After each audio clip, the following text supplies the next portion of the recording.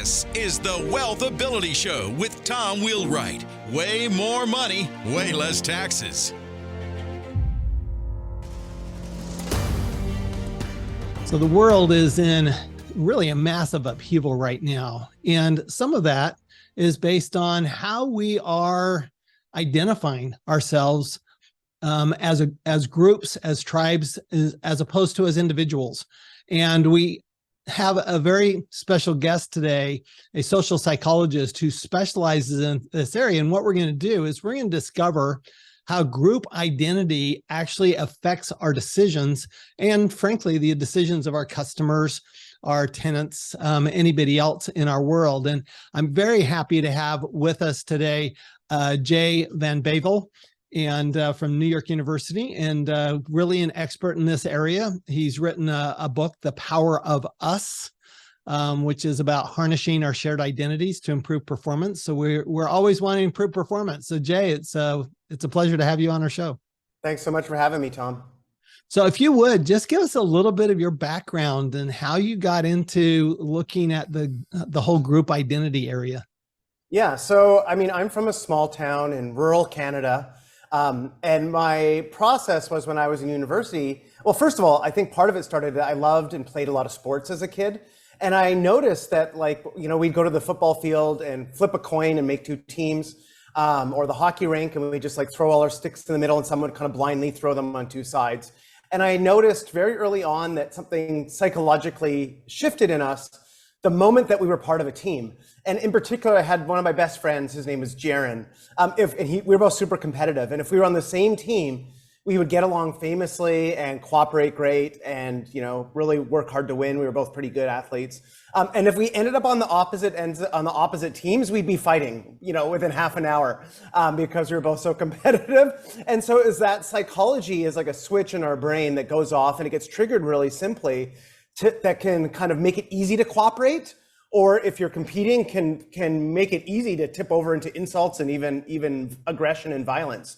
And so when I went to do my PhD, I started to study this in the lab, and I have now studied how this plays out in domains of like racial bias, political conflict. I've also looked at how you can turn it into healthier ways to create like cooperation, people sharing, and also group decision making, how we can leverage this type of identity to make people actually work better in groups and come to smarter, more innovative decisions. And so I've kind of spent the last 20 years studying it through all these different lenses. So I guess this explains why people get so rabid about their college teams, right? Which has always been frankly mystifying to me as to why people care so much about a team over which they had no input whatsoever.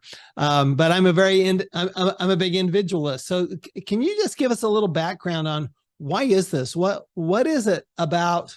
Let's start with the big picture, group identity in general. What makes us want to be part of a group and want to identify with part of a group? And then what I want to go into is how this seems to have been exacerbated over the last 10 years in particular, where you got very strong political parties, very strong throughout the world, and very strong almost tribal identity going on, as opposed to I'm part of a bigger whole. Yeah. Okay. So let me start with kind of the current answer. Like you said, you're an individualist. That's actually how most Americans see themselves. And we actually, there's research on this, that the more you identify as an American, the more you see yourself as an individualist, because that's part of what it means to be part of the tribe as American. As opposed to you go to other countries, if you go to like Japan, the more you identify as Japanese, the more you identify as like a collectivist. And so even immigrants, when they come over to the United States, the more they identify as American over years and years, get their citizenship, the more they start to think of themselves as an individualist. So that's part of who we are here. And so that's actually even part of our group identity. That's part of our tribe. When you're part of a tribe, what you care about is fitting in. And that means fitting into whatever the norms are. And again, in America, that's about individualism. You go to other groups and that's not the case. And so that's kind of the funny thing about what it means to be an American, or a lot of other cultures are individualist in similar ways. Okay, but where does this kind of group identity come from? So the short answer is it has deep roots. So humans evolved in small groups cooperating, and we are pretty flimsy creatures. Like, we would get picked off by predators pretty quickly. You know, we don't have sharp fangs or claws or poison. We can't fly away. We don't have camouflage. And so our evolutionary advantage is cooperation, that humans cooperate better and more efficiently in groups than any other primate. And so humans are the only primate that will share resources and cooperate with in-group members who they have never met. And so that's something that's baked into the way our brains are wired. And then what happens is then you drop people in a culture, and that can be kind of harnessed in healthy ways. And so you mentioned college sports. So I spent 3 years at Ohio State doing my postdoc there, and their local religion is college football. Right. And they have, you know, on football, on game day, on Saturdays, you'll get 106,000 people or so at the stadium at the Horseshoe. And everybody's dressed in scarlet and gray, and it is fun. There are chants, there are rituals, everybody's high-fiving with strangers. There's a huge culture of like tailgating, and it's super welcoming and fun, unless you're a Michigan fan, and then it's very unfun for you. But that's kind of like it's almost like a ritual, a celebration, and it's actually, the moment I moved there, I realized like this is a ton of fun. I instantly became a fan, and I've been a fan ever since. And so groups can be harnessed in ways that are actually fun and dynamic and give you a chance to meet other people, help the team work together, and create this sense of commitment and joy and celebration. Or they can be harnessed in ways, and I think you're talking about like things like polarization, where it's, you know, and we've been studying polarization in the US, and it is one of those things where in the last 40 years, we are now more polarized than we've ever measured before. You know, we don't have measures that go back, you know, over 40, 50 years. But over time, we've become more and more polarized. And the polarization is not driven by in-group love. It's not that people love their own party more than they used to 10 or 20 or 40 years ago. It's driven almost entirely by a growth in out-group hate, which means that now people hate the other party more than they actually like their own party. And that means they'll vote for a candidate they don't even like because they really want to stop the other side from getting in. And the reason they want to do that is not just because they disagree with them on policy, which used to be kind of how politics, well, I like this group's policies more than that group's. But now it's that you think the other side is evil. And that makes it really kind of a toxic form of polarization that you know, spills over into things like violence. And, but, you know, a lot of people talk about if it continues on this pathway, it could erode democracy, lead to civil war. And so it's definitely in like going in a more and more hostile and toxic direction in the US. Yeah, it's I mean, most obviously with, you know, the Donald Trump syndrome, I'll call it, where, you know, I have family members who absolutely detest Donald Trump. They don't detest his policies; they just detest him. Yeah. And it's this, and they detest anybody who affiliates with Donald Trump. Right. Yeah. And then you have, then I have this other group of friends. So I'm like in the middle here, and I have this other group of friends, and they absolutely detest Joe Biden and everything that the progressives stand for. And yet, if you look at some of the individual policies, particularly some of the social beneficial policies of the Democratic Party, for example, they would not disagree with those. Yeah. Right. And so what we have is basically a Congress that doesn't work very well together because they're polarized, right? And so the question is, first of all, how did we get there? And then the next question is, so how do we actually make this a positive for us? Yeah, so a lot of it is been led by what the political scientists call it elites. That if you look at like the voting record in Congress, which you mentioned, you know, 40, 50, 60 years ago, there was a lot of cross voting. Right. You have Democrats voting on bills that were proposed by Republicans, Republicans voting on bills proposed by Democrats. And you had people who were famous for working across the aisle. Ted Kennedy, John McCain, you know, his whole identity was a maverick. And so you had these people who did this and spent their career doing it. And their goal was just to like get as much legislation passed as they could and make as much difference as they could. And now it's become, you know, you can see these like clusters used to be connected, slowly pulling apart. And then if you look at the rhetoric in Congress, it became very hostile, very moralized, very polarized. And we've analyzed it. And the level of polarized kind of hostile rhetoric has increased over time, even within the last few years. And it's really kind of like gotten, you know, off the charts from where it had been for many, many decades. And so a lot of it is that the behavior and beliefs and lack of cooperation from political elites trickles down. I will say one thing, and this is something that gives me some optimism. A lot of people think the other party hates them. So you talked about your friends who hate Trump, people who voted for Trump. You talked about your friends who hate Biden and voted for Biden. It turns out that people think that I just told you that hate has gone off the charts, right? There's more outgroup hate than there has been for 40 years, but we still overestimate it. We actually think it's much worse than it is. And if you just tell people, this is how much, if you talk to a Democrat and say, how much do you think the average Republican like despises you out of 100? And then you say, well, actually we measured it and here's the reality. It's not nearly as bad as you think. People become more open-minded. And the same thing, if you tell Republicans, ask them, how much do you think the average Democrat hates people like you? And then you show them the data about how much Democrats actually hate them. It's never as bad as people think. And so if you show them this, it actually decreases their hostility a little bit. They realize the other side doesn't hate them as much as they thought. And it makes them more open-minded to engaging and having conversations and so forth. So I think part of it is like, we've been a little misled, like it's gotten bad, but in our mind, it's like a boogeyman. It's much worse than it is. And so I think there's something useful about just, if we could give people a more honest assessment of what the average person in the other party's like. And I'll say, I think here's partly why it is because we find the people with the most extreme views in each party, and those people go viral on social media. Those people get are on, the night TV or whatever crazy thing they've done is put in the news.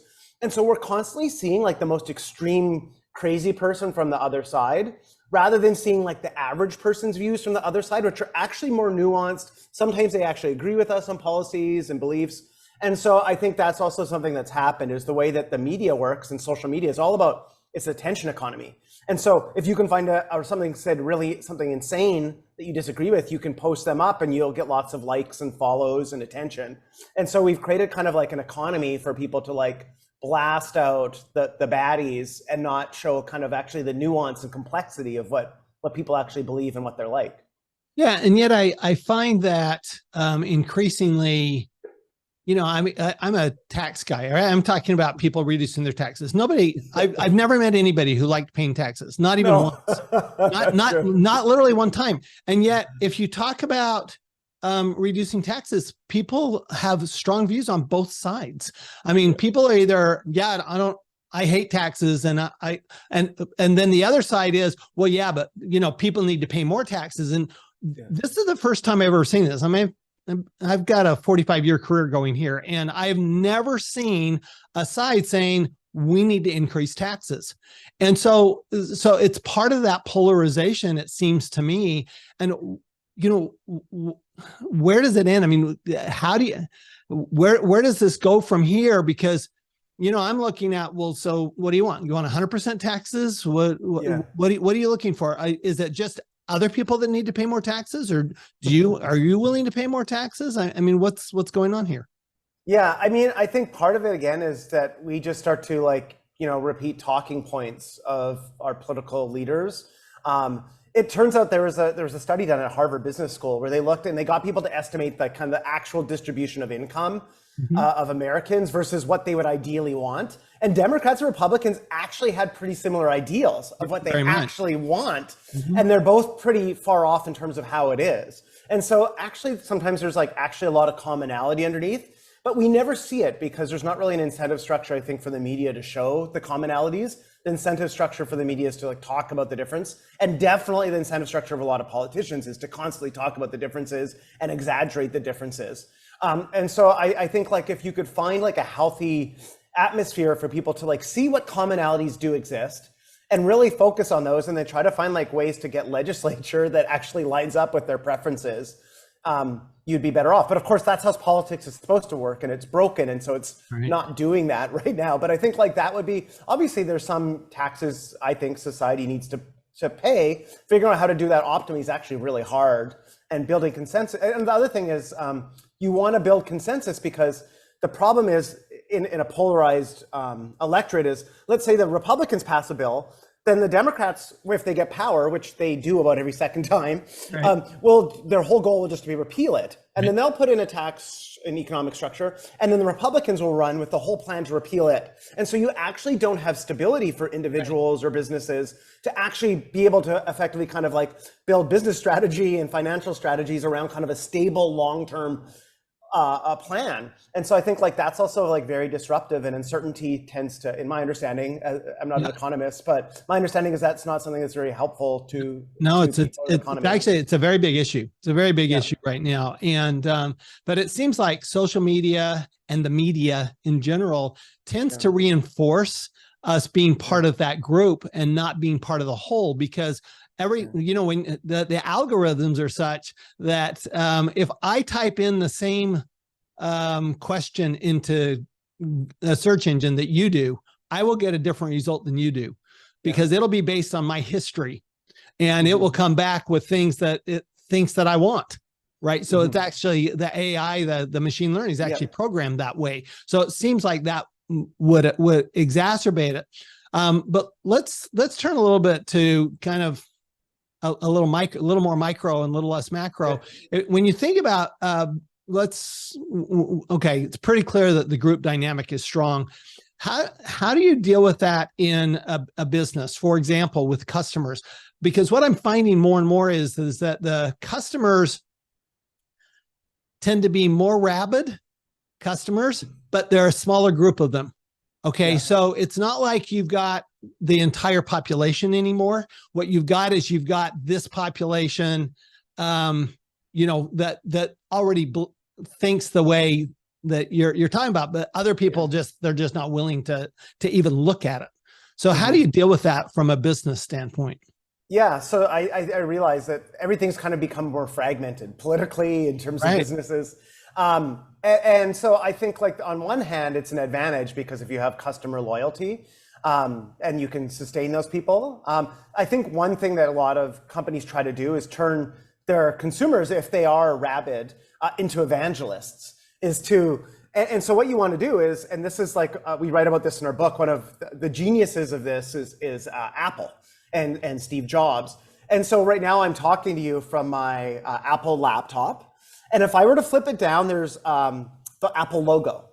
And if I close my laptop, I'll be looking at the Apple logo upside down. Right. And so why would you create a product that allows you to look at the logo upside down? It makes no sense. Well, the reason is because if I'm ever out at a coffee shop or somewhere working, I open my laptop, the logo is right side up to everybody around me. It's like a little bat signal. It's a way of signaling that I'm working on this product. And so what they've done, and the other thing you get, this is a question for everybody listening. I'll give you a little quiz. What's the one thing you get if you're an Apple user? What's the one thing you get in every Apple product box that is completely irrelevant to the product?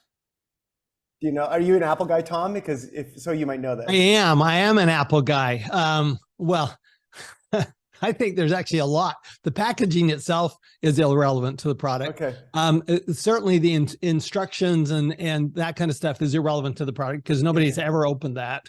But I don't know what you're referring to. Okay. So you get a sticker, a white apple. Oh, yeah. You can put as a sticker. And why would they give you a sticker for a product that has the logo on it? It's so you can put it up at your office or on your bike or on the back of your car or whatever. So you can signal to people, even when you're not using your product, what you're using.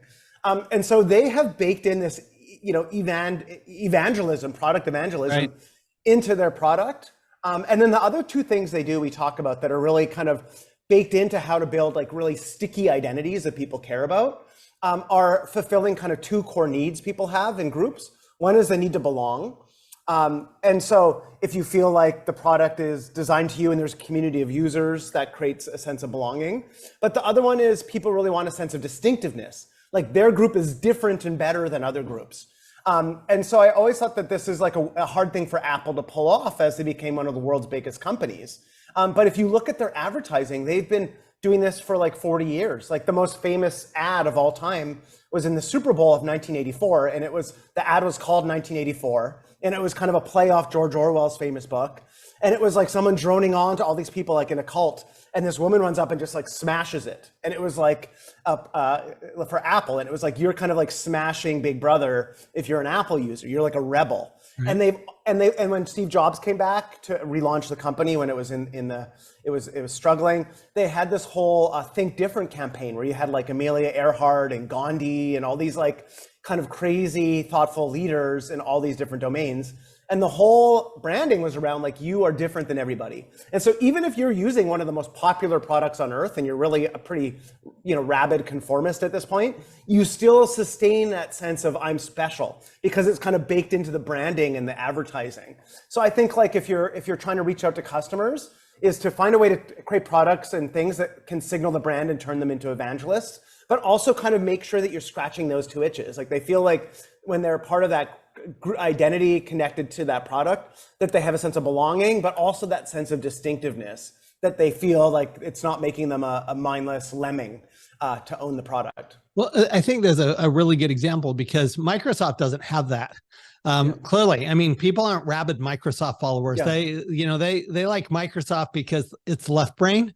People like Apple because it's right brain. I mean, I really believe that Apple is about a feeling and Microsoft is about a task, right? And a doing. But I also noticed that people on Apple phones, you say, when people ask about your phone, you say, I have an iPhone. You don't say, you don't hear people saying, I've got a Samsung or I've got I've got one of these others. People don't say that, right? Because they don't identify with that brand. And the people do with the iPhone, but the people who don't like Apple really don't like them. It's what you can sometimes have is another company can benefit from being in contrast. Like I grew up in as I said, small town rural Alberta, which was truck country. And there was people who were like Dodge fans and other guys were like Ford fans and they hated guys who drove Dodge. And it was like, they'd wear shirts on it. They'd have pictures of like Calvin and Hobbes, like pissing on a Dodge logo on their Ford truck or whatever, their GMC. And it was like, that was a core identity of who they were, is like what brand of truck you drove. And so you can benefit from that kind of competition by identifying, creating your identity against whatever the other dominant group is. Just like we do in sports all the time. Like there's a lot of people who love the Yankees, but there's just as many people, if not more, who hate the Yankees. And so that's also part of identity, is that you can leverage that as kind of the antithesis of them. So you're actually talking about, so this is actually can be a positive, because what you're saying is that having those two opposite teams when you're kids, or you've got Ohio State versus Michigan, or whoever that rival is, that rivalry actually creates benefit for your business. So if your business can say, well, this is what makes us different from everybody else, and everybody else is just a rival. So what that actually builds the brand itself, so it attracts people, you're saying? Yeah, that can attract people. It can create a real sense of commitment. It can it turns your consumers into evangelists. If they start like going around and putting stickers on to signal who they are, just like I'll use again, the Michigan, Ohio State fans, they wear their hat or their jersey, whatever, where they're walking around going to dinner with pride and are very like confident about it. And it's signaling something about them to the whole world. And they'll pay, fans will pay a lot of money to buy the swag and wear it around. And so that's part of like the psychology that you're tapping into. It's the same psychology we were just talking about with politics.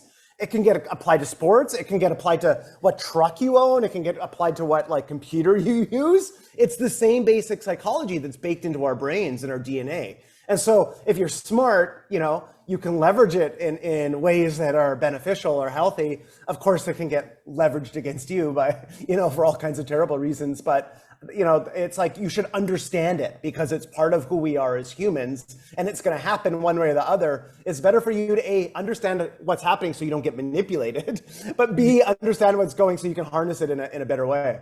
Well, so how do you identify that group of potential customers that is going to identify with your brand and what you do? Yeah, I mean, that's something that's actually, I think, a much harder job. And so there's all kinds of different ways of doing that. Obviously, you want to get it out to the right people, find out what they like about it. But I think what you want to do is bake into whatever you do ways of signaling what the brand is, right? Like that's like the Apple logo, so that it's designed so other people can see it, and make it easy for other people to spread the word as easy as possible. Build in ways that people can have a sense of community. And there's all kinds of ways you can do that. You know, with like, I'm thinking like some people who identify with like rock bands, they have fan clubs, right. and you get a number based on when you signed up for that fan club. And if you're a fan club, you get like special, you get like the first pass at like when tickets go on sale and stuff like that. Or you get better seating, or you get access to backstage content. And so, you know, influencers are doing this all the time now, or, you know, somebody has a newsletter and then there's like the special people who pay, who are like really enthusiastic, and they get special access and special content. So I think what you want to do is like build a community and give something to that community that makes them feel special, that they're getting for their dollar. I mean, this is something every airline uses now. Like right. I'm a Delta, my wife convinced me a few years ago to just get a Delta card and fly all of my flights on Delta. And ever since I did that, man, they treat me so good. I get to go now in like the lounge. And it's like, I've got total loyalty to them, even if my flight costs a bit more, and they like give me free upgrades. And so if you buy into the identity with the brand, they have all these special things that you didn't even realize exist if you weren't part of it. And so I think like that's something that helps. And then you get spread the word, right? Like I tell other people, pick an airline, become a loyal customer, get the credit card from them, and you'll get all these extra perks that will just make your life so much less stressful and easier and more enjoyable when you travel. And so that's the kind of thing that's like, you become an evangelist really quickly if the perks of the group identification are really good. That's another good example, because a lot of the bigger airlines, people go, well, you know, they're all bad, right? I mean, that's kind of the feeling. But people go to Southwest, at least until they had their big snafu last fall. But people go to Southwest, they go, I mean, literally my granddaughter, she'll see the plane in the sky. She go, oh, that's one of my planes. Yeah. She loves Southwest. My wife loves Southwest. I don't, but I'm not in that group, but she loves it. And I'm going, it's so interesting that really the underdog, because that's Southwest is the underdog brand, right? They've been able to create a brand like that. And just with simple things like having flight attendants that are funny, you know, and that are silly, and that, you know, enjoy things, instead of American, Delta, United, that, you know, they're just like, I can't believe I have to actually fly this flight again. So I think that's a really interesting contrast, this group identity. So what else? What are in closing, if you had 2 or 3 things that I think a business owner ought to do in particular to really capture this group identity and actually take advantage of it, you know, what would be 2 or 3 things that you would suggest? Yeah. Okay. So I'd say there's 2 ways of thinking about it. One is outward looking. And that's what I've been talking about so far. It's like, have a great brand identity, have a logo, find ways to make it easy for people to share and build that sense of community. Another thing is like, if I give a lot of talks in organizations designed around what we call identity leadership. And, you know, I didn't come up with the term, but there's a ton of research on this. And what the research finds is that great leaders are entrepreneurs of identity, which means that leadership kind of has 2 components. One that everybody knows, which is like good mentoring, one-on-one, kind of like finding good people, training them up. But another piece of it that often gets ignored is creating a sense of us and defining who we are and making people feel that and connected and energized around it. And so that's something that's often missing from great leaders, who are often really smart, highly competent, super motivated, promoted because they were very successful.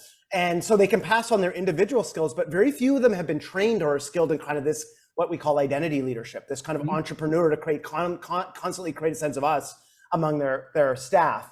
And so those are the things I think that like, that's kind of your inward looking way to use identity. We have a whole chapter on that at the end of our book on leadership, and we talk about that. We're writing another book now, my co-author Dominic Packer and I, really just focused on entrepreneurs of identity and how to like use this to create a sense of us. And so I would say the thing about that is, if you unlock that, you get what's called engaged followership. And you know, every time I log in on LinkedIn, big, huge issue in a lot of companies right now on engagement. People are disengaged. A lot of people don't want to go back to work full time. And there's a sense that like a lot of leaders and organizations, like, how can we kind of energize people again? You know, people are burned out. And what the research shows on identity leadership is that when you have this kind of leadership, it actually creates what's called engaged followership, which means that if people feel identified with the goal, the team or the organization or whatever, and they know what you're working towards, they will do it even when the leader's not around, when the leader's on vacation, when the leader's not monitoring them, when they haven't had a chance to touch base with the leader. They're using all their creativity and all the smarts and talents that you brought them onto the team for, and they are creatively working towards team goals all the time. Just like a great athlete is working all the time to make the team a success, right? They don't need the coach to be staring at them to be working really hard if they're actually really committed, to winning a championship. And so that's kind of the way that identity works if it's harnessed in a healthy way by leaders. So it sounds a little like instead of task focused, it becomes mission focused. Yeah. You have a mission that everybody's a part of, and everybody benefits if you achieve it. So another thing that a lot of companies fail to do is every company rewards based on individual performance. You talk about individualists. That's the model we have. Ever since I was a kid in kindergarten, you get stickers if you got by my teacher if I got the most answers, right? Right. I remember in grade 4, the teacher listed all the grades at the end of the year, put them up on the wall, and you could see where you ranked compared to everybody else.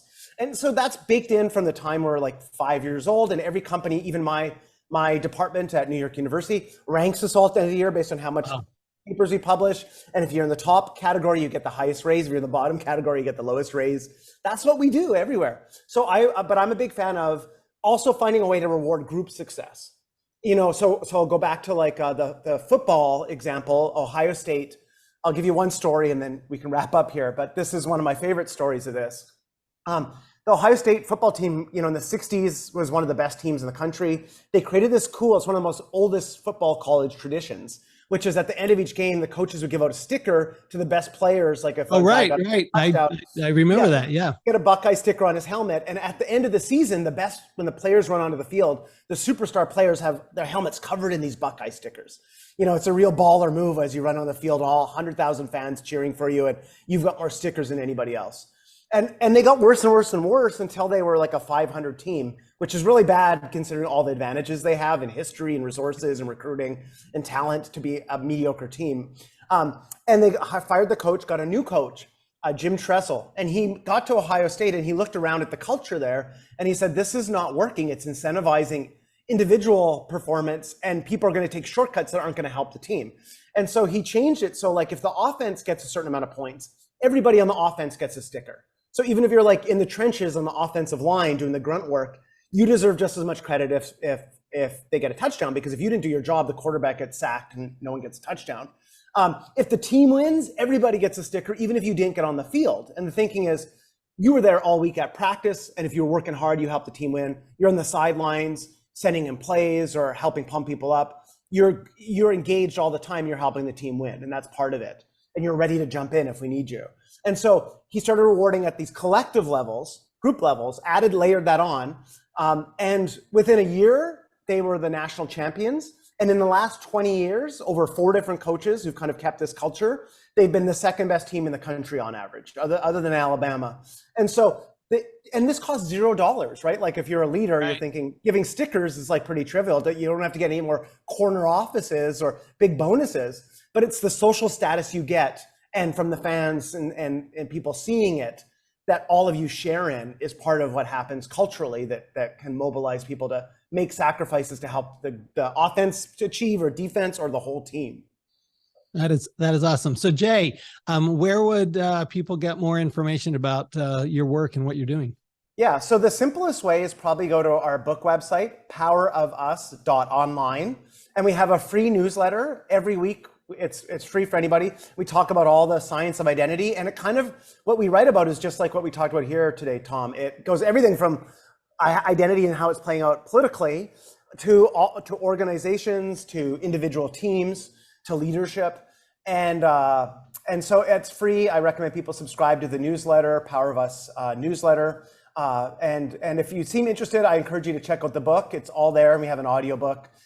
So if you're interested in kind of like deep diving on this, learning how identity actually works and how it can be harnessed for good and not bad, I encourage you to check out and buy the book.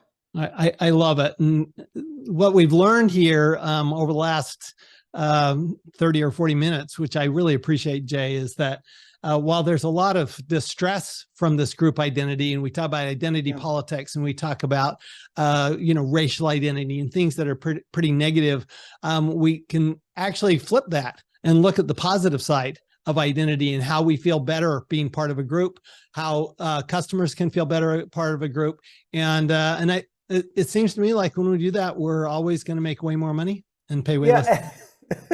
And I also think the other thing I would say is that it's going to be with us no matter what, because it's part of our DNA. So it's better to know how it works and think of ways to use it in a healthy way. Absolutely. I love it. So everyone come back and review this recording. This is one that we should watch over and over again, listen to over and over again, and want to especially thank Jay Van Bavel for this. Again, his book is The Power of Us, and his website is powerofus.online. So thanks, everyone, and we'll see you next time. You've been listening to the Wealth Ability Show with Tom Wheelwright. Way more money, way less taxes. To learn more, go to wealthability.com.